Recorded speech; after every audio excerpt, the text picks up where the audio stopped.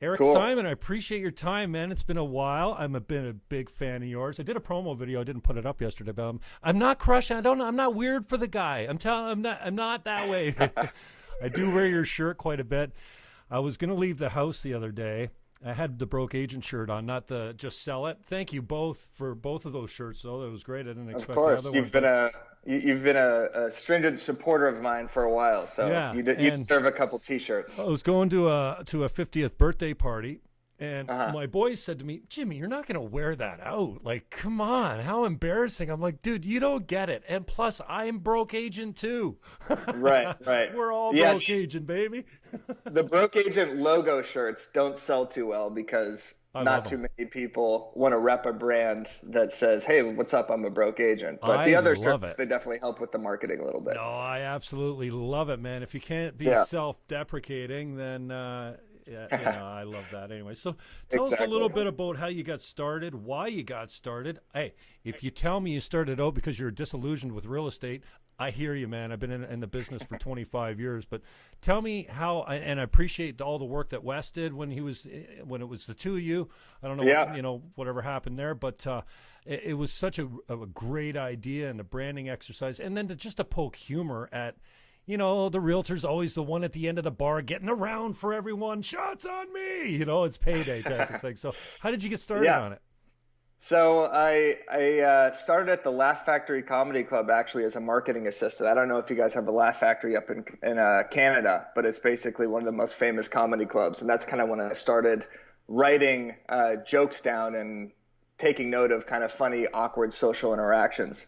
So when I got in real estate, I was cold calling and door knocking and basically having an awful time with it. Got maybe one listing appointment in 6 months, and I was sitting dead open houses with Wes. We were partners at the time, and it was just a pretty miserable experience. And I was like, there's got to be some other people in the world that are feeling this, because on social media, all I saw were the success stories. I saw $1 million listing, I saw HGTV, and I saw all these agents, preaching all these motivational quotes and talking about how many listings they were selling. And I was like, where's the failure in this business? Like, is anybody else feeling this pain that I'm feeling and feeling this awkwardness at every open house? So Wes and I came up with the idea, the broke agent, and basically I was going to help him write a blog for one of his website ideas. And we said, let's make it funny, because I was always a funny writer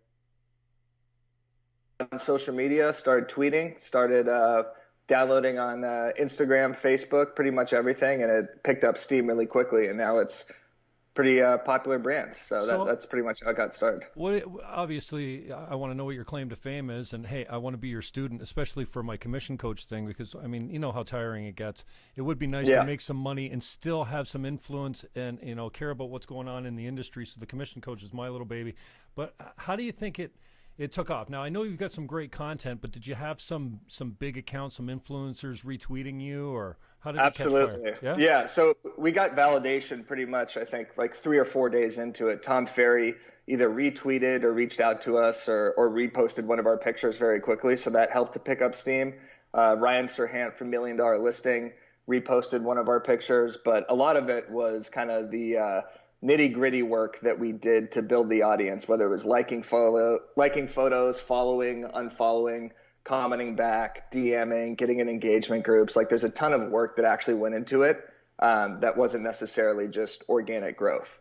But obviously the good content and people tagging each other in the photos is what helped it grow initially. So you think the comedy was the main squeeze, and then a combination between that and guys that were like, even in the early days, it must have been risky Mhm. to retweet some of your stuff because it's not exactly politically correct. You know what I mean? Yeah, I mean, a lot of realtors at the beginning, I think, felt a little bit nervous to retweet or repost our photos, just because it's very self-deprecating, and it was basically the inner monologue of a failing real estate agent. So that share-wise was relatively difficult, but Instagram's such a private platform where you don't necessarily have to repost something to show love. You tag or you like or you comment. So that's really how we got a lot of that organic growth. But I think once the brand started taking off and people realized that humor is a good way to sell yourself, then people started reposting. Because now on Facebook, it's getting hundreds and thousands of shares, not hundreds of thousands, Yeah. but No, I hundreds get it. and thousands. Hmm. Instagram's getting a ton of shares. So I think it kind of reshaped the way people thought about their business, where they said, hey, I don't have to just keep posting my success stories. I could post some failures, because people find that just as relatable, if not more, than posting their open houses. So you talked about the groundwork, and I can appreciate, liking, Yeah. commenting, following, unfollowing, and I know there's a system to it. I'm still trying to figure it out. I'm fascinated by it. But did you do the groundwork? Did some of the groundwork include, DMing some of these guys and going, hey, we'd love it if you'd retweet some of our stuff, and if I can ever Yeah. help you, reciprocate somehow? Absolutely. So what I did kind of recently, actually, is I got in these engagement groups, which is something everybody should do, where people have similar followings and similar accounts. So there was other parody accounts called Attorney Problems, Stupid Resumes, and they're all just kind of disgruntled workers that have hundreds of thousands of followers. And we got in a little group of 5 to 6 people in a DM group and said, hey, repost my stuff once a week. I'll comment on your stuff. I'll like your photos. And it's kind of just, it keeps moving. It's like a turning wheel of getting each other's following. But at the beginning, what I used to do is tag people in my photos. So for example, I made a meme that I thought Ryan Serhant would definitely either like or see, and he ended up reposting it. So I tagged him, had people tag him in the comments, and that got reposted by him, which really helped kind of boost our following. So there's a lot of little tricks to get people to. I didn't really do too much DMing about saying, hey, can you repost my stuff? Because I kind of just, that felt a little inauthentic, and I didn't want to annoy people. I always wanted people to naturally just see the account and then start liking it themselves. So it was really just like those mutual DM groups, those engagement groups, that really helped get it started also. Cool. Now, I know this is not a one-man job, so in the early days, did you and Wes kind of complement each other, where you were good at some things, he was good at other things? Oh, absolutely. Yeah, he was always liking photos, always following, always unfollowing. He was an absolute workhorse getting this thing started. I was kind of more the content guy, where I'd come up with the stuff. He'd come up with some stuff also, but he was always hammering out liking photos pretty much all day, when that was a more useful tactic. Now Instagram really cracks down on that, so you can't like thousands of photos a day. But back then, you could search hashtag realtor, hashtag real estate, like a bunch of photos. When the broke agent name pops up, people say, hey, that's interesting. I've never seen a handle like that. Then they go to your account. Then they see it's funny. Then you get a follow. Nice. So yeah, I mean, he was an absolute workhorse, like I said, just getting that following up there, because it's a lot of work at the beginning to get these things rolling. A lot of people, they'll look at your account and be like, damn, you got a lot of followers. That must have happened overnight. But it's been, 4 years of posting 2 or 3 times a day, commenting on other people's accounts. Like you really have to kind of develop a community and interact with everybody possible. Awesome. Now, because you're not so politically correct, have you seen some backlash in some of the posts? I mean, we talked privately the other day. You said, I didn't even notice. I had to take it down. I can't imagine deleting a tweet. I mean, that's something I loathe doing. I hate deleting anything or removing anyone, blocking anyone. It's embarrassing, but there's just a social media mob now. And I try, I don't want to be politically correct, but at the same time, I don't want to alienate my audience necessarily with politics. But the other day I posted a photo of a picture of a guy with a gun to his head. And it was the meme was, gun to your head, who would you call that you knew wouldn't answer? And I said something like any realtor, basically. But the picture happened to be an African-American person in a white guy's hand, which I didn't even notice. So I'm going through the comments and everything's positive. And then I see a couple comments being like, why is this, this is white on black crime, or this is a white guy shooting a black dude. And I was like, shit. Oh, no, he said shit. Oh, no. Oh, yes. My channel's going to be demonetized. I know, exactly. Yeah, so, I mean, I've gotten a little bit of backlash. There was also, did you just leave? No, yeah, I just went next door. I had to list a house. Okay. Well, welcome back. Don't blow for me. Nobody else knew I left. Oh, I guess when they see later, they'll see me getting out of the truck. So content is king. What's the rules around the follow, the unfollow? Like, do you go back and unfollow everyone that hasn't followed you if you give them 3 days or 7 days, or like? So I don't do that anymore. That was something to get it off the ground. Basically, yep. I would go to accounts that would have similar followings to mine. For example, Tom Ferry has a lot of real estate agents. Real estate agents are my audience. Right. I would go to his recent followers, because his recent followers are people that are relatively active on Instagram. I would follow, or Wes would follow hundreds or 200, 300 of these people, and then wait about 2 or 3 days, because sometimes people aren't checking Instagram every 5 seconds like we are. Sure. And then they'll follow us back, and then eventually after a while you'll unfollow them. So it's kind of a little bit shady, but to get your account off the ground, I think it's definitely a necessary tactic if you have the spare time to be unfollowing people on Instagram, which a lot of people don't, but we most certainly did. So is there some ratios that you live by as far as following versus follower count? Or I think Instagram doesn't let you follow more than 7,500 people. For our account, we never wanted to be following more people than we had follows, just because it looks lame. Yeah. Just from principle, whenever I look at an account and I see someone following 5,000 people and they have 500 people, I think they're a loser. Loser, that's me. Something fishy's going Jim on. Fannin on Twitter. Loser. Is that no?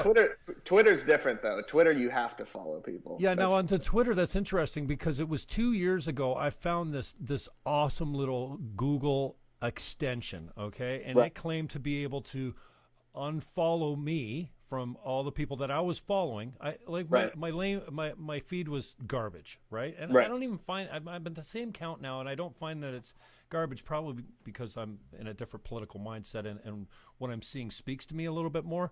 But my feed was just, it made me rage a little bit. So I'm like, you know what? I'm gonna start over. And locally, we have a guy here at the Mike Garrett. He used to be just a brilliant personality. I think now he's got a job, and he cares. He's got a restricted account.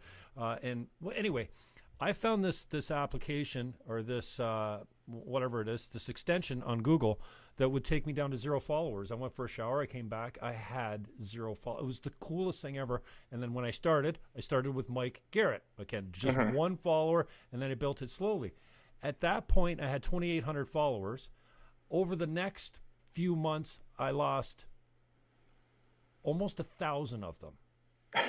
Right? Yeah. Because I know that for the people that know me and are tired of my stuff all the time, because I'm very political, they saw that as an opportunity, right? Oh, right. Jimmy Fannin unfollowed me. Perfect. I'll unfollow him. So 2 years later, I'm back up. I'm at almost the maximum, 4,900 or something like that.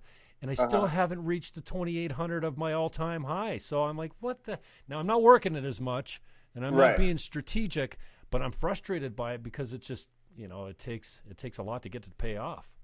Yeah, absolutely. I mean, have you found that being more political online has helped your business or hurt your business? Like your commission coach / real estate business? Well, the commission coach is kind of a new thing that I've been working on in the background for the last couple of years. I've done a little bit of it privately, locally. I'm really hoping to get on with NAR down in San Francisco this year, because they turned me down 2 years in a row, and that's all I need is to speak at it. Yeah, because I only need 20 minutes with a few hundred agents, and they'll get it. Like, I mean, especially in my market, maybe not so much you're in Santa Monica.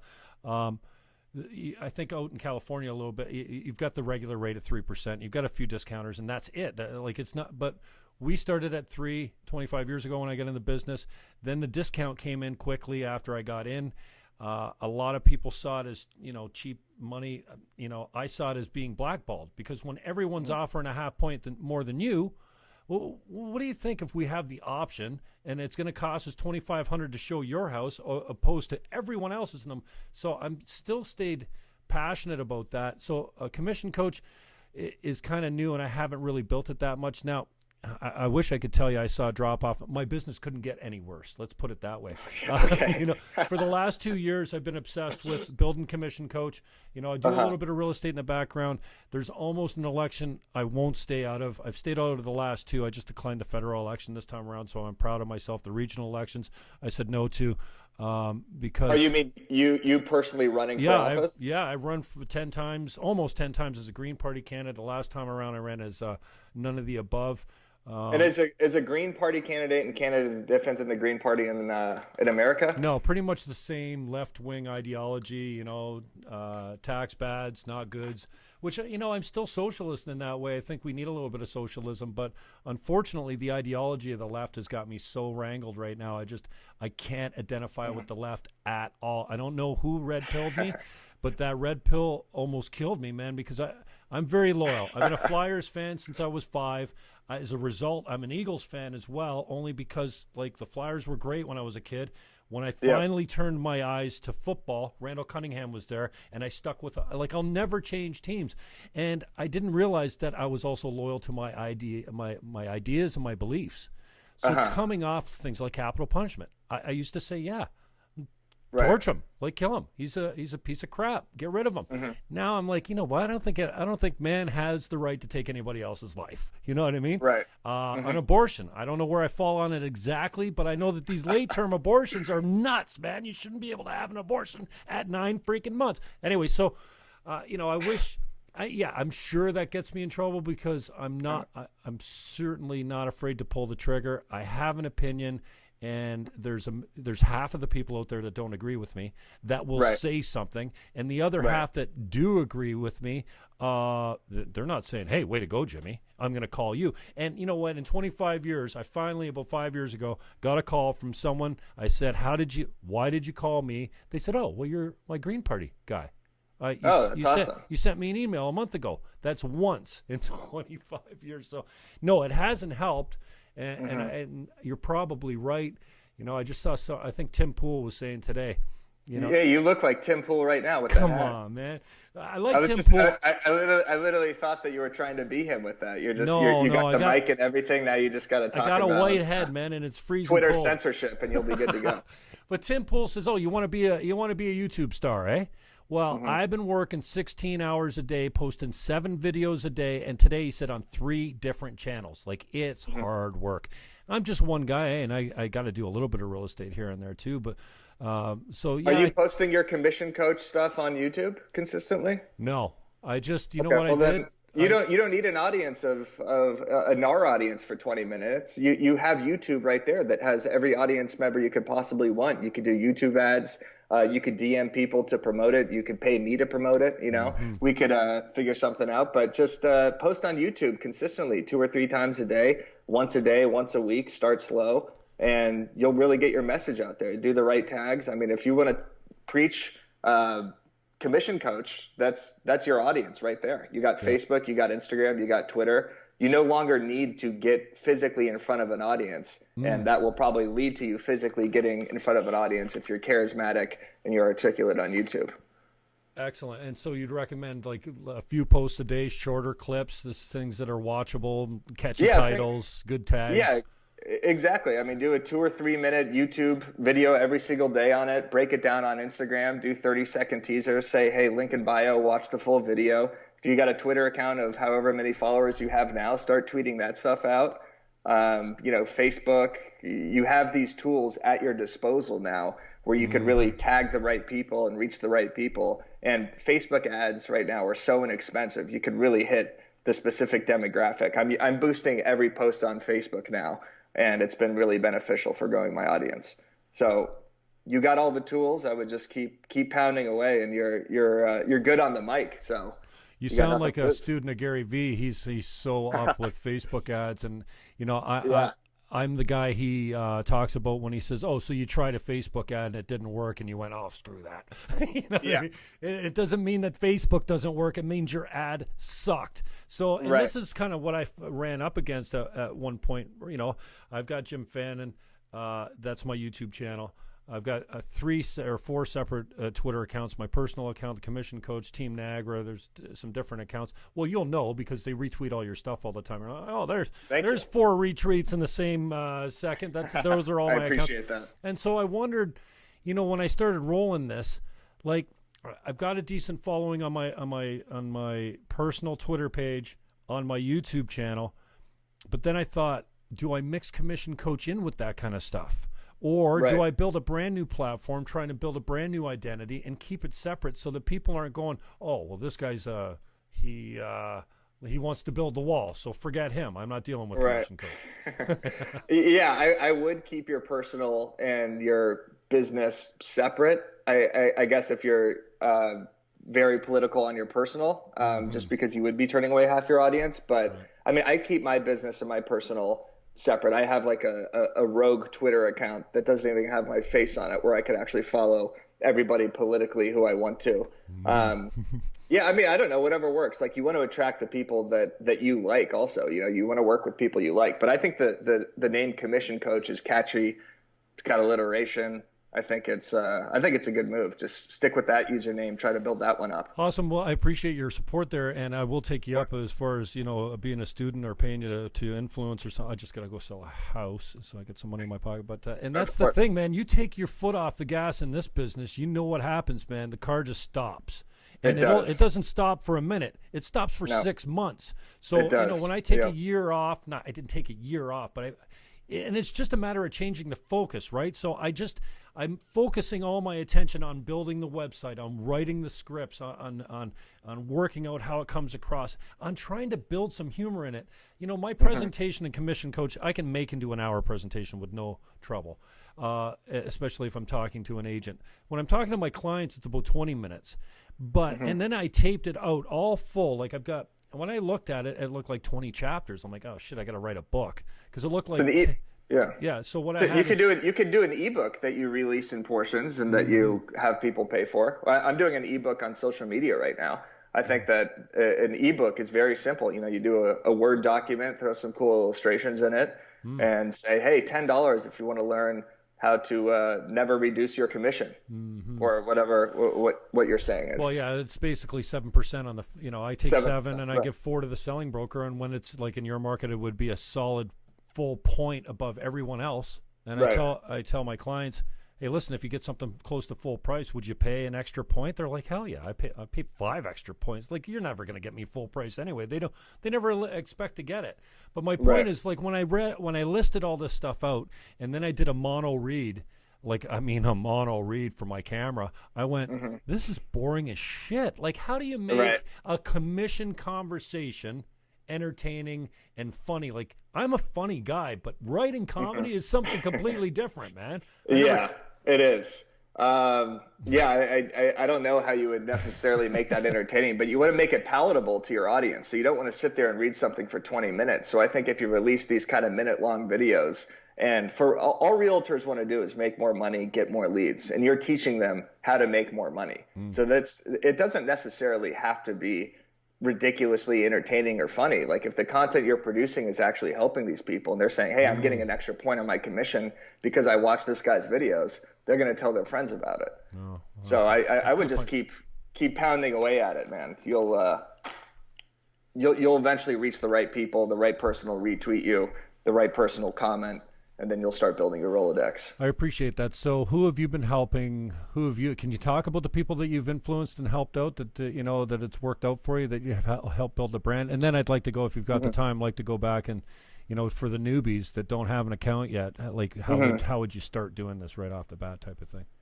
Yeah, I've definitely helped people build their accounts. I mean, I've kind of been a social media consultant for a few real estate tech startups that I don't necessarily want to name. I don't know if I'm allowed to. Okay. But I help people build their real estate followings. I tell them, I've given presentations to agents. I've spoken at real estate conferences, just kind of about, having an authentic voice, what to post, when to post, how often to post, and basically how to growth hack your way to Instagram following. So there's a lot of other kind of real estate comedy accounts that are popping up. Okay, good. And I've helped a few of them as well by just saying, like, this is like how you actually physically even make a meme, whether I'm giving them my apps or I'm giving them the right hashtags or I'm reposting their stuff to help grow their accounts as well, because I don't have a monopoly on this real estate comedy thing, even though I felt like I did for a little bit. But there's a couple other accounts out there now that I like to promote. And, eventually I'd like to have a couple other people helping me out with this thing. So this becomes like a real media company, which, it kind of already is. I got a book. Yeah, baby, drug agent right there.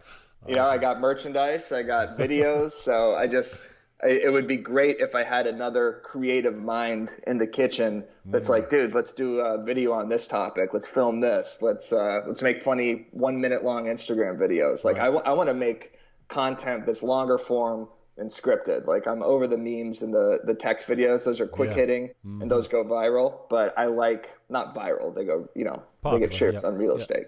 But if I could actually write out the jokes and the experiences that I've been feeling in real estate, I think it would resonate with a lot of people. Right. So getting back to if you're just a rookie, you're starting out, you're like, Yeah. okay, I got a great idea. I need some help with the branding. We've talked about a couple of those things. Maybe, you look for similar followers, you engage with them, you comment, but step by step, what would you say are the most important? Commenting on other accounts that are within the same industry as you is huge. That's how I've built a lot of my audience. Now, you talking So, across platforms? It doesn't matter. It's not specific to Insta, Face, or Twitter. well, I mean, Twitter definitely. I like Twitter for me in real estate. Twitter, I feel like it's a political realm, or it's a place for businesses to launch out what they're doing. Like real estate wise, I don't know if too many people are looking at listings and stuff on Twitter. Are they? I've never really used Twitter like that. You're I use probably Twitter. right. I almost use Twitter as a dumping ground to test my jokes to see how they'll be on Instagram or Facebook. Okay. But for the commenting, not necessarily as much on Facebook, but on Instagram, what I'll do is I'll try to comment something really funny on accounts that are similar in my industry. So if it's Tom Ferry, if it's Ryan Serhant, if it's Josh Altman, if it's any of these $1 million listing guys, if it's an HGTV account or another funny meme account, I'll comment something funny because then my name pops up in their feed. You know how you're like scrolling through the comments and you could see the top accounts that comment? Mm-hmm. That's how I've gotten a lot of organic follows. So I think that recently, because the Instagram algorithm shows the people that comment with the most followers, has really helped my account. So if I was starting an Instagram account in real estate, I would comment on a broke agent post every single time because that's your entire audience is real estate agents. So if I'm a business trying to attract realtors, I follow the broke agent. I follow Bad Real Estate Picks. I follow Tom Ferry. I follow National Association of Realtors, because then the algorithm starts picking up all of these industry related accounts. Mm-hmm. So what I'm going to do in this ebook that I'm coming out with too is I'm going to actually physically give these accounts to follow what kind of things you could comment and basically all these strategies that I'm giving away right now for free. Awesome. Eric Simon is my guest. He is the broke agent. We're talking about social media marketing and branding, especially of the broke agent. So, Eric, tell me about your growth. Like you started out, I know, getting merch was a threshold, a milestone. Like, tell me about some of the meaningful milestones and when you accomplished them and kind of like order. Yeah, I think one of the biggest milestones was speaking at the Inman Connect conference in San Francisco. Right. I think we had 10,000 followers, 15,000 followers or something back then, and that really helped put Wes and I and the broke agent on the map at the time. Because that's what? What's that? For those that don't know, Inan? Oh, sorry, Inman Connect. Yep. Inman is one of the biggest real estate media publications. They focus on tech and real estate news. Brad Inman is the CEO and founder of that. So it's they have two big real estate conferences a year, and then they have other mini luxury conferences. One's in Vegas this year, and then they usually have one in New York. So basically we spoke at that, and it was horrifying. Yeah. I barely said a word. I was fucking I was, I was shivering like before on stage. I couldn't eat anything. Wow. But we just gave a little mini presentation. The first presentation we gave was in front of a bunch of CEOs, and we had no idea what the broke agent even was. We couldn't even describe it to people. So I think the idea has consistently evolved. And then some other milestones. Yeah, coming out with the merchandise was huge. Posting our first YouTube video. The animation series, I raised $7,000 for a Kickstarter. Coming out with the book is massive. Came out March 5th. It's a real estate cartoon book called Commission Impossible Rogue Agent. There's been a lot of kind of mini milestones and different things I've been working on. A lot of things that haven't worked and a lot of things that are continuing to work that I keep hammering out.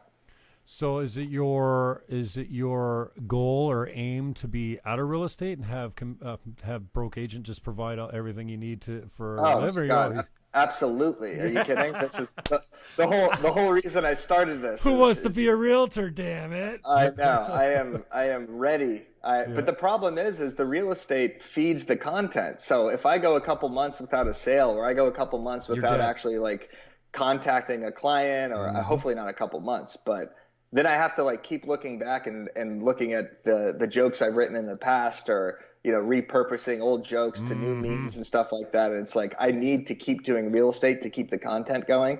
But thank God in this business, every single day provides 15 posts worth of material, because every phone conversation, every showing, every inspection, every open house, there's some either awkward interaction or something crazy that happens where you're like, that one's perfect. That'll resonate with people. You got to write them all down?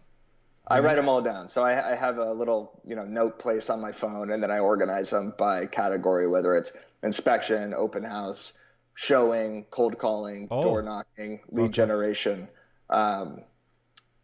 Yeah, so I don't have them that organized. That's I completely made that. No, perception is reality. He lies too. Okay, it's no big deal. I lied. That was a complete lie. No, I do have different categories, very roughly. It's not like it's that organized, but I like to. Yeah, sorry. Go ahead. Do you take the Gary Vee school of thought that you're just going to document everything, make long movies out of everything, and then just carve it up and make content out of it? Whether it's content today or 2 months from now or a year from now, then it's there? I'm not documenting everything. I post a lot of kind of funny rants and stuff on my Instagram stories, and I'll talk about, the process of writing the book or something like that, but I don't have a D-Rock with me that's filming me 24/7. So I don't know what I'd be documenting. Me putting text on words on a meme, me going to a showing and then writing a joke down. It's not that exciting. Well, I wish every day was the crazy buyer day. I watched that again yesterday. It felt like the first time, and it spookily chilled me because it hit a little bit close to home with maybe a girl or two that I know. Tell me about the broke agent. Who is he character-wise? He's me. He's this guy. That guy right there that's supposed to look like me. Okay. I gave him a name for the book, Ben Ackerman, B.A., the broke agent. So he's a 29-year-old Jewish dude in Los Angeles that is disgruntled about real estate, has pretty bad social anxiety talking to people. Really? Not necessarily not like in normal social situations, but when the other realtor's not having any sort of conversation when you're waiting for your clients, or like talking to people at an open house and trying to actually work in whether or not they're working with another realtor. Like you have all these. I always try to relate to other people by bringing up sports or something else. That local sports team. How about that local team, man? Exactly. So whenever I ask someone where they're from, I know everything about sports. So if someone says they're from Philly, I'll talk about Bryce Harper and the Phillies or something like that. And then I try to keep the conversation as far away from real estate as humanly possible. And then I can relate with them on a human level, and then hopefully they'll work with me. I just got to the point when they come into the real estate, like if I ever sat another open house again, I'd be going, do you want to buy it? Do you have an agent? Do you have a house? For like boom, boom, boom, just straight to the point. I can't sugarcoat stuff and trick them into telling me if they're working with somebody. Yeah, I hate the salesy aspect of it, and that's why it's really tough to generate business, especially in Los Angeles, because you have so many go-getters and sharks out here that will do anything to get these clients. So if you're not out there every single day knocking on doors and hitting up your Rolodex 5 times a day, like I have so many friends that I probably could have worked with that I haven't worked with just because I'm not hounding them and I don't want to jeopardize my friendship. So I think a lot of realtors do feel like that, and they see the ease on these real estate TV shows, and then once they get in the actual business, they really feel the anxiety and the uncomfortableness that comes with dealing someone's biggest asset. Like you're like when I've worked with my friends, it really like hits home with you that this is the biggest purchase they've ever made in their life, and probably the biggest purchase that they're going to make for the next 5 or 6 years. So you want to do it right. And if there's a question you don't know, it makes you feel so uncomfortable. And I'm 4 or 5 years into the business, so I know nothing compared to someone that's been in the business 30, 40 years. Like every single time you do a showing, you get more and more experience, which is obvious. It's just a cliche, but yeah. So the broke agent is basically just it's the inner monologue of a realtor and what he's thinking. And he has some success, but most of the time, like in real estate, you have all these little failures, but the little successes, like getting a text back from a lead or getting a phone call or something like that, I really want to capture that as well. Yeah. Have you? I guess. Yeah. You're only a few years in the business. Then I thought you were in there. It Yeah. seems like Broke Agent's been along for decades, man. Like I've been following you for decades. So that's good. Yes. And I'd call me resigned and cynical, but I'm almost to that. Like one of my best friends called me the other day. She's like, "Well, I sold my house, right?" Like that, it's gutting, especially when you're new in the business and you're hungry. Yeah. Like I mean, literally hungry, and I'm like you. I don't like that salesmanship. Like it takes some sales. I mean, the hounding and they're gonna buy before they die type thing. You just never leave them alone. And then if you don't, and that's something I really haven't been good at real estate. Something I dropped the ball on, is the best thing for me that I could have done is showing up on closing with pizza and beer. You're the hero. You get introduced to the whole family. You guaranteed to get a lead out of it somehow. And if not, at least that's the fun part of the job. That's the part. I think I've done it once for a buddy of mine, and that's when I realized, wow, this is really awesome. Like this is awesome. Not because you're the hero, just because they're your people. So does it ever get less offensive, if that's the right word for it, when somebody calls and like, dude, and it's always after the fact. If they called you before and said, oh man, I'm bummed out, I'm gonna have to give this one to Lisa, sorry bro, that never happens. You always find out about it because you see it on the MLS. Yeah, or they half-ass tell you afterwards, or they have their girlfriend tell you, or something like that. Like I was working with a couple for 6 months. I must have showed them 20 places in West LA, and they go dark on me, and I didn't want to keep hounding these people and annoying them. I mean, they were friends, but they were kind of friends of friends. And then out of nowhere, I get a call from the boyfriend. I was close with the girl because I went to college with her, and he's like, Eric, man, I'm really sorry, but we wrote an offer with a listing agent in this place downtown a month ago, and we're closing like next week. And I crushed a little bit. I was more just kind of like, was I doing a bad job or something? Like, can you just tell me, so I'm not constantly checking my phone or texting or calling. And those are the ones that hurt the most, is when even sometimes I'll go on Instagram and I'll see one of my friends posting a picture with keys at their new condo. And I'm like, I'm a realtor. So I don't know if that says something about me, or I'm just not doing a good enough job at letting everybody know that, hey, if you're buying, this is what I do. Like, let me help you. Yeah. So I don't. It's that awkward kind of line of friendship / business, and I think a lot of people are really good at toting that line and knowing how to handle it, and a lot of other people are kind of 50-50, half in, half out on it, and that's kind of where I'm at, unfortunately. But thank God I have the Broke Agent, where I could talk about these things and I could, monetize it as well. So and you can drip on them without it being salesmanship. Hey, it's just Eric calling to see how your cat's doing, and isn't it time to move? You just draw. If they're following you, then you can drip on them with Broke Agent, and it's not like that. Well, now the Broke Agent, everybody knows about that, so they know I am a real estate agent. So that has helped in that sense, definitely, because I don't post anything on my personal about real estate, which is kind of stupid. Right, but really? I because the Broke Agent is such like a part of my brand, and all my friends know about it, they all know I'm a real estate agent. And it's actually kind of helped with business here in Los Angeles, because as the name has gotten bigger and people have actually started to put a face to the brand, other realtors will recognize me and say like, hey, I actually want to work with this guy, or I kind of feel like I already know him, so my rapport with him is a little bit better. Maybe I'll give him a little bit more information on the offer situation, or I'll be more candid with him about where we're at. So it's definitely helped in my real estate as well. Yeah, and my mother used to say she used to be our manager over at Remax here in town in St. Catharines, and she managed 75 or 80 agents at the time in a couple different offices, and I'd come in as a new agent, beat down in my early 20s, and go, oh, so and so, I used to fall for the, hey, we're in no hurry. Now I understand when people say we're in no hurry, they're buying tomorrow, so you better stay glued to them, because That's a good tweet right there. Yeah, you can use it. I'll credit you. Yeah. Okay, good. But she always used to, and I'm very good at taking personal responsibility. At least I think I am. And she kind of trained me this way: what did you do wrong? Like there's you have to look at yourself. If you lost the deal, it was because you didn't stay in touch with them. You didn't buy the pizza on closing. You didn't send them closing. You didn't drop in once in a while and say, hey, I'm in your neighborhood. Is that something that you incorporate into your business as well, or you just hand it all off to BA? You mean like the follow-up business? Well, yeah. Well, the dripping. Yeah, the dripping. I mean, I do closing gifts. I really don't even have like an email drip campaign. Like I do all my follow-up through broke agent business stuff, where I hit them with emails or DM conversations or like all my broke agent contacts.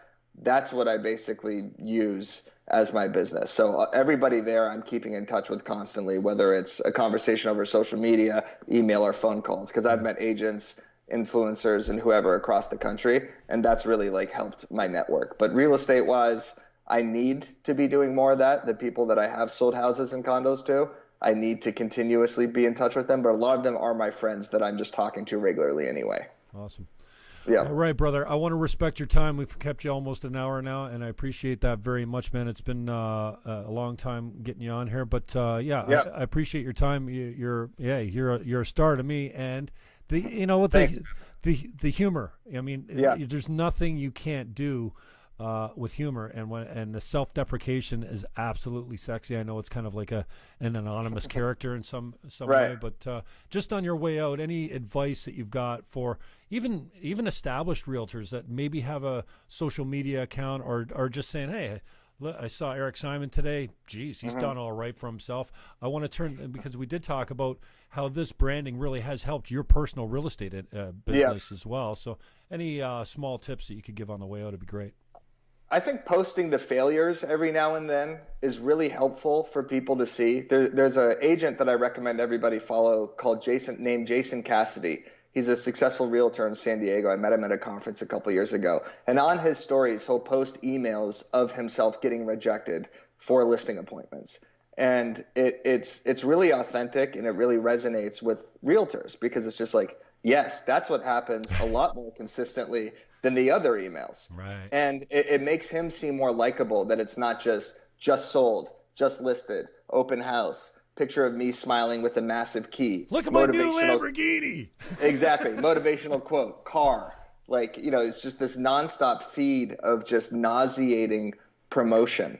And the more, not necessarily personal, but when you post your failures, or you post your mishaps or your bloopers, if you're filming a stupid agent profile video or something like that, I think that's the stuff that people would be like, I like this guy, I want to work with him, or I like this girl because she actually has a sense of humor. She's not this suited and booted person that is just this agent that these people have almost become like not mannequins, but just like fake personas on Instagram, where it's just like they think they're personal trainers, they're life coaches, they're real estate coaches, they're real estate agents. It's like this combination of this Gary Vaynerchuk character that just drives me nuts. And I think so many people see that in their feed, that if they saw some like failures or they saw some mishaps or blunders, they'd be like, that's the person I want to work with.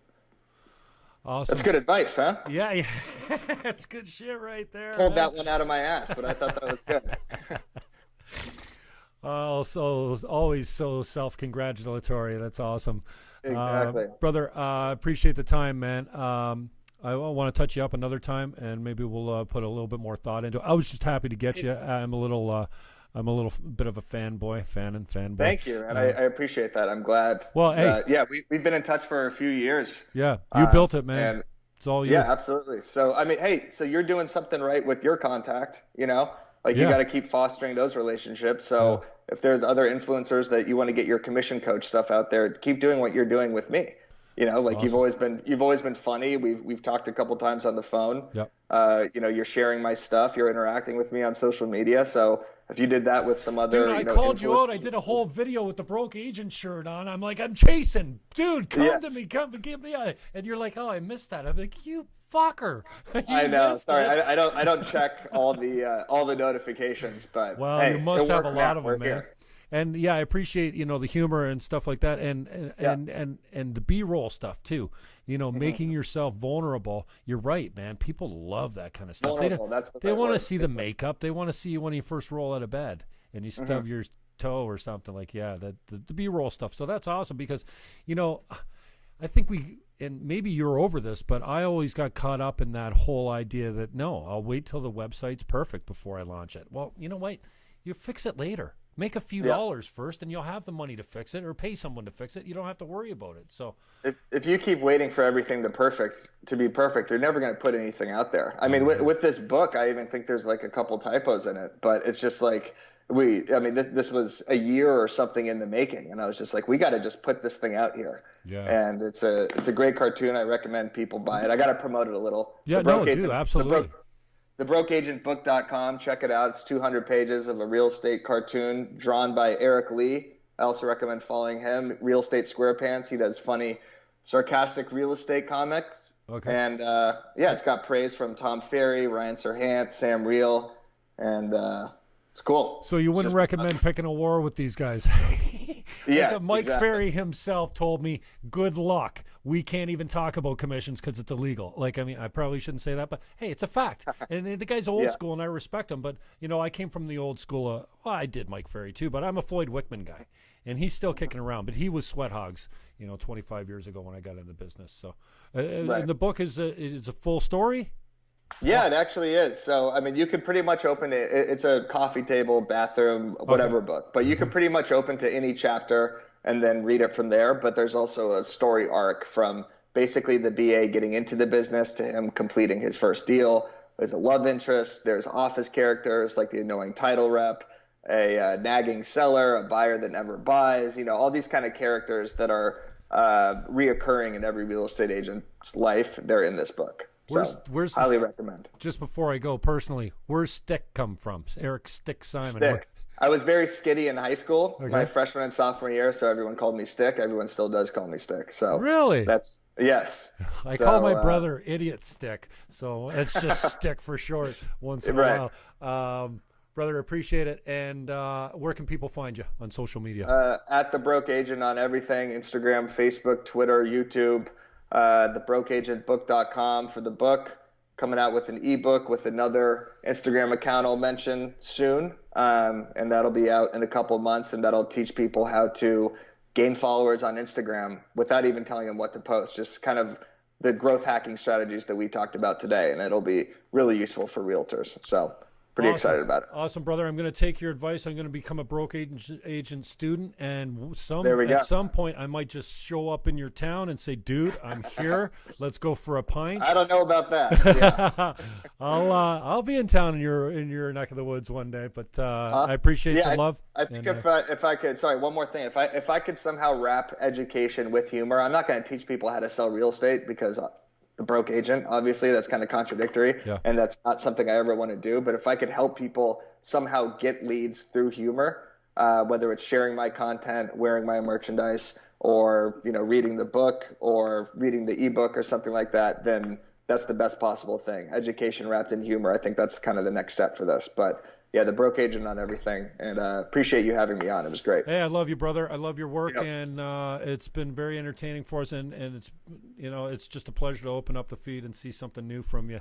And awesome. So yeah, keep it up with the. I want to meet the girl from Crazy Buyer. Okay, yeah, I'll let her know.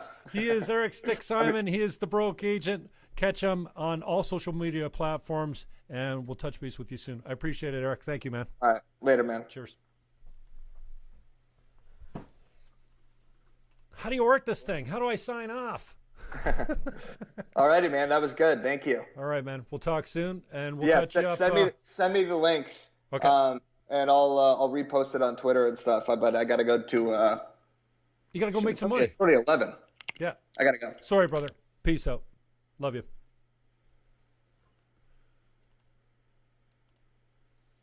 And we're out.